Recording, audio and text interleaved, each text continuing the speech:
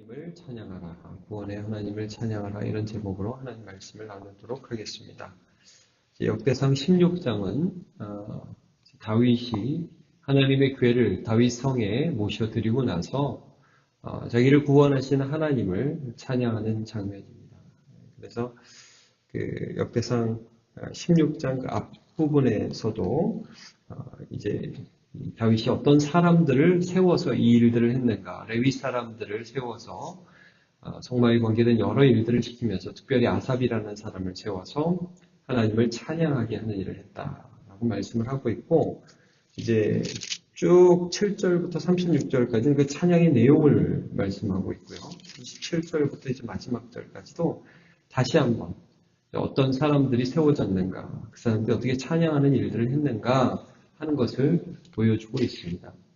어제 우리가 본 본문에 아삽을 통하여 찬양하게 한 내용들은 이스라엘 백성들이 어떻게 자신을 구원하신 하나님을 찬양했던가라는 부분을 말씀했다면, 오늘 부분도 사실 동일하긴 하겠지만 그 찬양하는 주체가 굉장히 넓어집니다. 그러니까 우리 찬양하자 이 정도에서 그치지 않고 온 땅과 세계와 민족과 또 창조물까지도 하나님을 찬양하게 하자, 이렇게 됩니다. 여러분, 오늘 본문을 이제 23절부터죠. 오늘 본문을 보시면 온 땅이요, 이렇게 말씀해요. 온 땅이요. 이제 시편 96편을 인용한 그런 말씀인데, 온 땅이요 여호와께 노래하며 그의 구원을 날마다 선포할지어다, 그럽니다. 그러면서 이게 이스라엘이 구원받았으니까 야 우리 좋다, 야 우리 너무 기쁘다, 우리끼리 즐거워하자, 이게 아니라 이 일들을 통해서 하나님께서 하나님의 영광을 나타내실 대상이 온 세계 모든 민족임을 다윗이 아삽에게 선포하게 하죠.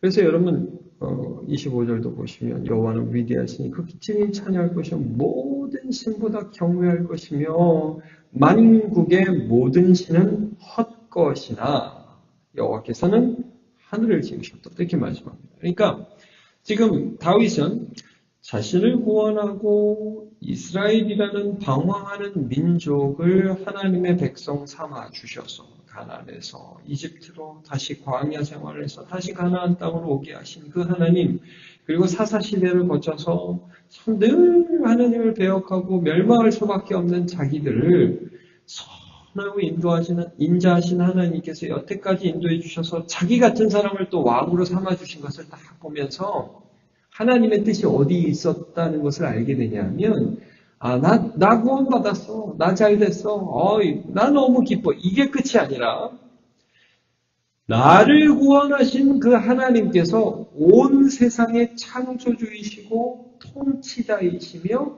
심판주가 되심을, 다시 말하면 그냥 지역신이 아니라 온 세상 만국의 주인 되심을 찬양하는 데까지 나아가고 있는 것입니다. 그러니까 우리가 이제 예수 믿음이 이런 거죠. 나를 구원해 주신 하나님 감사해요. 나 이제 하나님이 인도해 주시고 지켜주셔서 환난에서 나를 건져주셨어요. 근데 그게 끝이 아니라는 거죠. 그것을 통해서 하나님의 이루고자 하는 뜻이 있었는데, 그게 뭐냐면 이 세상을 하나님이 창조하셨다, 이 세상을 하나님이 통치하고 계시다, 이 세상을 하나님이 심판하실 것이다, 여기까지 보여주시는 거죠. 이제 이 부분을 지금 말씀하시는 겁니다. 자, 그래서 여러분 계속해서 27절 보시면 존귀와 위엄이 그의 앞에 있으면 능력과 즐거움이 그 처소에 있도다. 지금 온 세상과 성소를 번갈아 가면서 지금 보면서 말씀하죠. 세계를 통치하시다, 세계의 영광을 받으실 만하신 분이 하나님이시다, 온 세상의 주님이시다. 그리고 그 주님의 영광이 어디 있다? 지금 내가 이 다윗성에 올린 하나님의 궤, 이 처소에 있다. 하나님은 온 세상의 하나님이시면서 또 성막과 이 성소 안에 있는 이 하나님의 궤에 그 하나님의 유일성이 있다. 다시 말하면 여기 우리에게 어떻게 적용할 수 있습니까? 예수 그리스도를 가리키는 게 성막이라고 그랬죠. 하나님의 궤라고 그랬죠. 그러니까 우리가 믿는 예수 그리스도는 지역신이 아니에요. 우리를 구원했다, 우리 잘됐다, 그 하나님이 진짜에도 좋고 가짜에도 좋고 그런 게 아니라 창조주, 통치자, 심판자가 바로 예수 그리스도의 하나님이시라는 거죠. 자, 여러분 28절을 또 계속해서 볼게요. 여러 나라의 종족들아, 계속 만국과 만민을 말씀하죠. 하나님의 성소, 그 다음에 만국과 열방을 말씀하십니다. 이 하나님이 이 하나님이라는 거예요. 같은 하나님이라는 거예요. 권능을 여호와께 돌릴지어다, 여호와께 돌릴지어다, 여호와의 이름에 합당한 영광을 그에게 돌릴지어다, 재물을 그들고 그 앞에 들어갈지어다, 아름답고 거룩한 것으로 여호와께 경배할지어다. 그래서 하나님을 예배하라고 말씀을 합니다. 온 땅에게, 모든 민족에게. 왜요? 자기를 구원하신 그 하나님이 온 세상의 하나님이시기 때문입니다. 자, 온 땅이 그 앞에서 떨지어다. 세계가 굳게 서고 흔들리지 아니하노도다. 통치하시는 거죠. 만물을 통치하시는 거죠. 그 하나님의 통치가 지금 나에게 임했다는 게 너무 좋은 거죠. 하늘은 기뻐하고 땅은 즐거워하며 모든 나라 중에 이르기를 여호와께서 통치하신다. 31절. 여호와께서 통치하신다. 여호와께서 다스리신다. 이게 여러분, 우리가 구원받았다는 게 어떤 의미냐? 이스라엘이 구원받았다는 게 어떤 의미냐? 다윗이 구원받았다는 게 어떤 의미냐 하면 그것은 온 세계를 다스리시는 하나님의 통치가 그 하나님이 나를 버려도 되고 그 하나님이 나를 그냥 야, 너 같은 건 뭐 이렇게 하면서 그냥 내치셔도 되는데 온 세상의 하나님이 나를 붙들어서 하나님의 자녀로 끌어주시고 건져주시고 나를 오늘도 인도하고 계시다. 이게 하나님의 통치입니다. 그냥 뭐 계신지 안 계신지도 모르는 하나님이 나를 붙들고 계시는 것 같다. 이런 게 아닌 거예요. 온 세상의 하나님, 그 창조주 하나님이 지금 나를 다스리고 계신 것입니다. 그러니까 그거를 내가 이 다스리심을 받은 것을 결국 하나님은 온 세상 가운데 드러내셔서 하나님을 찬양하게 하실 것이다. 이런 말씀을 합니다. 자, 32절. 바다와 거기 충만한 것이 외치며 밭과 그 가운데 있는 모든 것이 즐거워할지어다. 창조물이 즐거워하죠. 피조물이 즐거워하죠. 하나님의 선하신 통치가 있으니까. 이게 죄가 들어오면서요. 피조물도 구속을 바라면서 신음을 하면서 기다린다고 그랬어요. 로마서 8장에 보면 그런 말씀이 있죠. 근데 이 숲의 나무, 모든 바다와 거기 충만한 것, 밭의 모든 것들이 다 하나님의 통치를 기뻐해요. 우리가 구원받으면 좋아해요. 여러분, 예수 믿는 사람들은 그래서 세상 가운데 살아가면서도요, 세상과도 평화하잖아요. 기쁜 거예요. 세상을 압제하고 세상이 신음해요. 피조물도 신음해요. 그러니까 지금 이제 온 세상을 보면 개발과 함께 창조물들이 회파되고 또 뭐 동물이 학대되고 뭐 이런 일들이 굉장히 많이 있잖아요. 근데 우리가 예수 믿으면 하나님과 화목하고 이웃과 화목하고 또 피조물과도 화목하게 되죠. 기뻐요.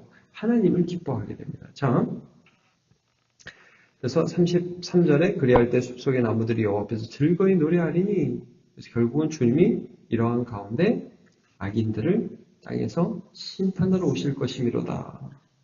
통치자이시며 심판자세요. 창조주이신 그분께서 통치하시고 심판하십니다. 34절 한번 같이 읽어보죠. 시작. 여호와께 감사하라. 그는 선하시며 그의 인자하심이 영원하미로다.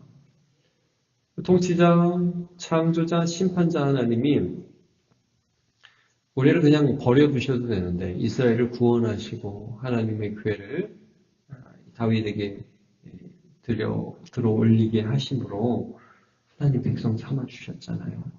그게 너무 기쁜 거예요, 지금. 야, 여호와 하나님 참 선하시다. 인자하시다. 그것이 나에게 너무 기쁨이 되고 세상도 그것으로 그 하나님의 선하심과 인자하심 때문에 기뻐하게 될 거다. 이 찬양의 이유라는 것을 말씀해 주고 있죠. 그래서 이제 35절, 36절 이 찬양에 이스라엘 백성과 온 민족을 초청하고 있습니다. 너희는 이르기를 우리 구원의 하나님이여 우리를 구원하여 만국 가운데서 건져내시고 모으사 이런 표현을 하죠. 우리를 구원하여 이 세상 모든 가운데에서 모든 센 나라, 큰 나라, 강한 나라 가운데서 우리를 건져내시고 모아서 우리로 주의 거룩한 이름을 감사하며 주의 영광을 드높이게 하소서 할지어다. 이게 뭐예요? 우리 구원받은 백성이 때 하나님을 찬양하고요. 그리고 이 험난한 세상을 살아가면서도 이렇게 기도하라는 거예요. 하나님은 선하십니다. 인자하십니다. 하나님, 나를 구원해서 하나님 영광 받으시기를 바랍니다. 환난 날에 나를 부르라. 내가 너를 건지리니 내가 나를 영화롭게 하리라. 말씀하셨죠. 그러니까 그렇게 담대히 기도하라. 찬양이 하나님의 은혜를 간구하는 데까지 나아가라라고 말씀하고 있습니다. 그러면 여호와 이스라엘의 하나님을 영원부터 영원까지 송축할지로다 하면서 찬양이 이렇게 마치게 되죠. 그 나머지 부분들은 아까 제가 시작할 때 말씀드린 것처럼 이 찬양과 감사와 예배가 다윗의 삶의 중심에 있었다는 겁니다. 여러분, 우리가 삶의 중심에 어떤 것이 있어야 되냐면 이거죠. 아유, 오늘도 어떻게 사나, 이 하루를 어떻게 살아가나, 이게 아니라 여러분, 우리를 구원하신 하나님은 세상을 창조하시고 세상을 통치하시고 세상을 심판하실 하나님이십니다. 그 하나님이요, 이 세상 가운데 선하심과 인자하심으로 우리를 구원해 주셨습니다. 여러분, 그 은혜에 감사하시고 그 은혜를 오늘도 바라보십시오. 구원의 하나님을 찬양하고 구원의 하나님을 의지하십시오. 그럼 하나님께서 온 세상의 통치자가 오늘도 그 은혜를 우리에게 베풀어 주실 것입니다. 기도하겠습니다. 하나님, 다윗은 하나님의 궤를 다윗성에 올려드리면서 자신의 은혜 베푸신 그 하나님이 온 세상의 창조주이며 통치자이시며 심판자이심을 기억하고 그것을 생각할 때 찬양하고 감사하지 않을 수 없었음을 고백하였습니다. 그의 삶의 중심에는 하나님을 찬양하는 찬양과 감사가 있었고 그 하나님의 통치하심이 그의 인생에 있어서 그의 삶을 걸어갈 때마다 하나님 오늘도 나를 다스려달라고 하나님의 선하심과 인자하심이 정녕 나를 따르리니 하면서 하나님 앞에 간구하는 인생을 살았습니다.